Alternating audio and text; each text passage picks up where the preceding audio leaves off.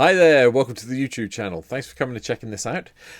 I'm here today. I've been covering a lot of Lord of the Rings Legends recently, and this is the last one I really want to cover. Unless, leave me a comment, let me know if there's something else you want me to cover that you can't see on the channel. Quite happy to do that for you. But today's legend is obviously Radagast, Wizards of Wild, 2 blue and green for a 3/5 Avatar Wizard, has Ward 1, so that's a good starting point. Beasts and birds you control have Ward 1. Okay. And then whenever you cast a spell with mana value 5 or greater, choose one. Create a 3/3 beast creature token or create a 2/2 bird creature token with flying.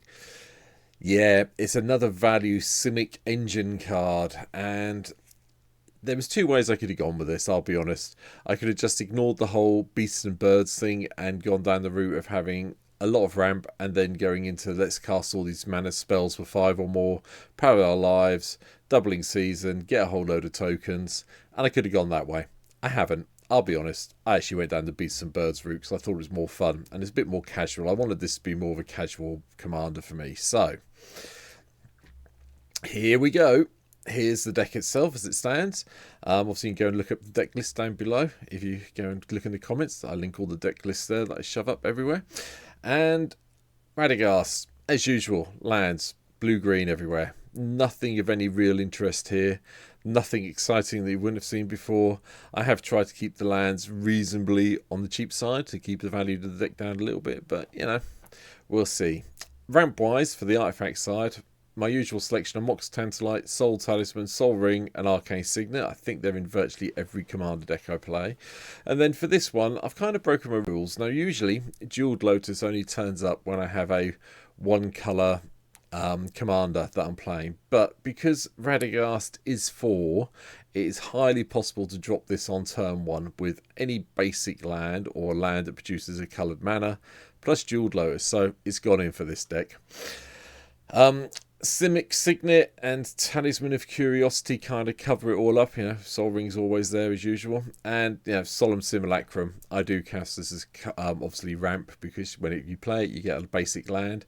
Yes, it's not a beast or a bird. I'm not that fussed by that. I could have done it, gone down the whole let's make everything beasts and birds with some of the blue enchantments. For example, Arcane Adaptation, which I didn't have loaded up for some reason, so apologies for that, but that's not on here. I have purely kept it to beasts, mostly beasts and birds as a creature base. And we have gone quite heavy. We've gone 40 creatures, 22 other things. So let's do it and see what we've got. Bird's Paradise is a bird. It gets Ward 1. That's fine. I can cope with that. And then we've got Elvish Mystic, Fine Order Elves, Gilded Goose is another bird, and Llanowar Elves just to give us a little bit of ramp that we need because we've got a lot of expensive stuff coming up. Cyclonic Rift helps me control the board. Bloom Tenderer lets me eventually tap for 1 blue and 1 green, I'm really hoping, as soon as I can get Radagast down anyway, so that's cool. Farseek goes and fetches us an island's plains or mountain. So basically it's going to go and fetch us an island 90% of the time. Or if we haven't hit breeding pool, it'll go and fetch breeding pool. Rampant Growth goes and gets us just a basic. Sylvan Carotid just gives us a little bit of hexproof mana ramping. And Coiling Oracle gets us a card. It replaces itself, and if it's a land or a card, I'm happy with either. Azusa Lost But Seeking is in, just so we can get some extra lands down so we can start hitting the big boys. Cultivate is here, just again to go and get some basics. Descendants Path. This is a good one. I haven't played this for a while. I decided it was time to have a bit of fun. And at the beginning of your upkeep, reveal the top card of your library. If it's a creature card that shares a creature type with a creature you control, you may cast it without paying its mana cost. If you don't cast it, put it on the bottom of your library. Now, notice this only hits creatures, and a lot of the creatures we've got in the deck are beasts, are birds. So, whenever we hit one, the chances are we're going to be able to cast it for free. But some of the other cards we have also double up. And, we've got a few elementals. We've got at least 1 golem. We've got some elders, got some giants, Things are coming. I figured it's probably a good place to try this out and have a bit of fun with it. Most of it, I'd say, is birds and beasts, so we should be able to hit most of it for free some of the time. But if we don't, so be it. We'll just cope. Growing Rights of Imlotech are also here, just to give us a little bit more ramp. Reclamation Sage, just to blow up something that's annoying us. Wood Elves goes and gets us a forest. Calls for a crew fix, gives us a little bit of landfall triggers and some life gain when we play lands, which is nice. Edric is an elf, so it does trigger Descendant's Path, which is quite cool. And a little bit of card draw, so we can start filling our hand up.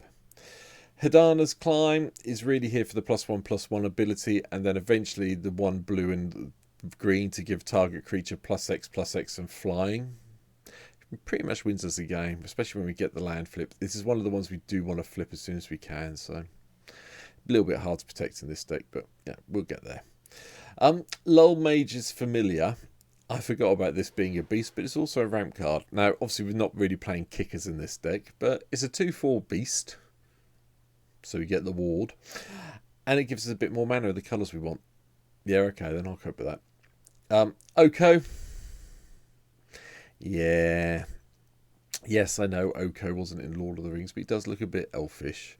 But it's Oko at the end of the day, and I'm playing a Simic deck. Why would you not play him? Just, why not? Gives you a food if you're low on life.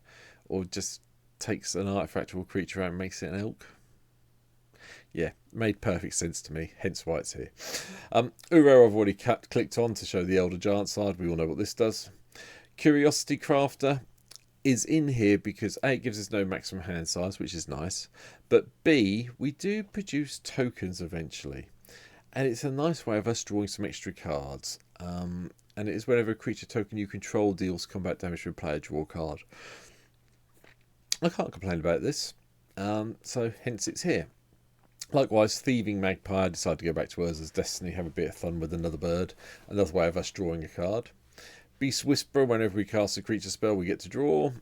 Garrick's here just to untap the lands as things go along. Obstinate Baloth also in, a little bit of life gain. If someone makes us discard it, hey, we get 3/4/4 into play. With Ward 1, hopefully. Overworld Oddity, hopefully we'll get this transformed, so all our creatures get +1/+1, have trample and haste.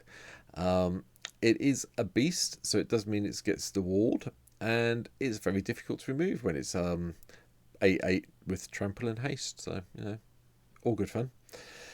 Fangreen Firstborn, whenever it attacks, put a +1/+1 counter on each attacking creature, makes our army very big very quickly. Adrex and Nev,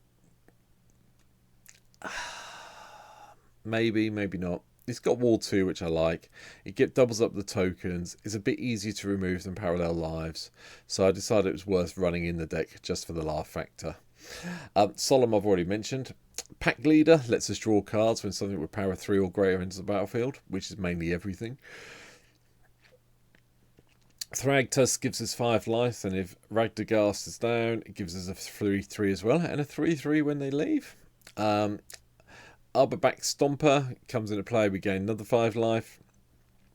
Asceticism makes all our creatures hexproof, ward, hexproof, yeah. And we get to regenerate stuff, so, let's keep on swinging.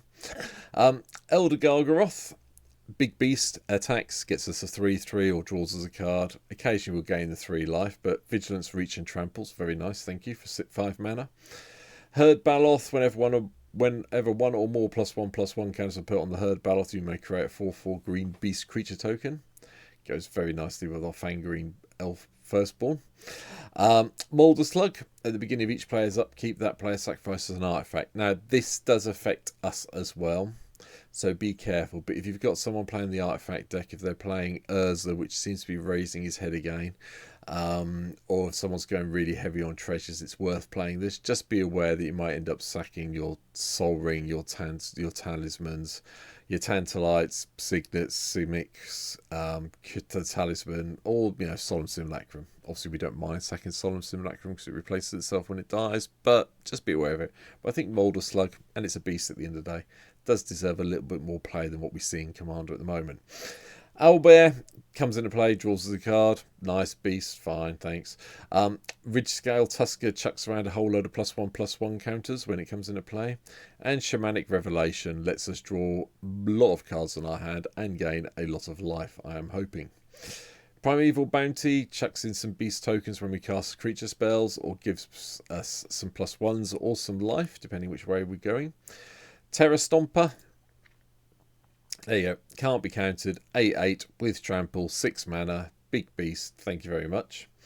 And Sagu Mauler is a slightly better version that you can play for the morph cost, although I'd be dubious. We just playing it for the morph cost is fine, so it sneaks in under the counter spells. However, we do really want to get it down as a 6/6 as soon as possible to hit the ward 1. So it's up to you how you play it, but chances are play it as a morph, then flip it as soon as you can. Protean Hulk usually ends up in a combo, and people will panic when they see this come into play. There's no real combo in here. It's just to bring back creatures that may have died with mana value 6 or less. That's the only reason we have it in the deck. Spearbreaker Behemoth, nice way of making all our stuff with power 5 or greater indestructible, which is, a lot of the top end. Plated Crusher, Trample, Hexproof, 7/6. Yep, another way of making sure we get the damage in. And Titan of Industry, this is an elemental, so it's not a beast, so it doesn't get the +1/+1. But it's another way of either getting a green 4/4, putting a shield counter on a creature, or blowing up an artifact or enchantment. Or if we really need it, 5 life gained. Last few bits coming up. Last March of the Ents. I quite like this. Spell can't be countered, 8 mana, so I'm glad about that. And draw cards equal to the greatest toughness among creatures you control, then put any number of creature cards from your hand onto the battlefield. I mean, 6, 7, great. 15 cards? 16 cards? 17 cards? It's happened. Yeah, it's just silly. It's a great card. I recommend people go and picking it up. But yeah, it's just a bit silly when you get it to go off. Anyway, the Great Hinges here gives us a bit of life gain, ramping, +1/+1 counters in card draw. Titanothrex could be a case of recycle it if we need to put a trample counter somewhere, but hopefully we'll get up to 9 mana and just drop this as an 11/11 trampler. Portals for Phyrexia is a nice way of controlling the board and recursing some of the stuff that may have died earlier in the game. And then Hydroid Crassus. Life gain, card draw, big flying threat with probably ward, I would hope. But that's it. That is my personal take on Radagast, Wizard of the Wilds. I'll be playing it on stream sometime this week, so come and check out the stream, probably Thursday night. So see me there. It's linked down below. If you stayed this far, I really hope you have. Please hit the subscribe button. 219 subscribers as I record this video. Really trying to aim to get to that 500. I've done this for, it's taken me a year to get this far. Hopefully we'll get there by the end of the year. It'd be really nice, but if you could hit the subscribe, I'd appreciate it. So that's Radagast. Let me know in the comments what you think of it. Leave me a comment. If you like it, hit the thumbs up. If you don't like it, hit the thumbs down. But whichever one you hit, leave me a comment. Tell me what was good, what was bad. And I'll see you in my next video. Take care. Bye.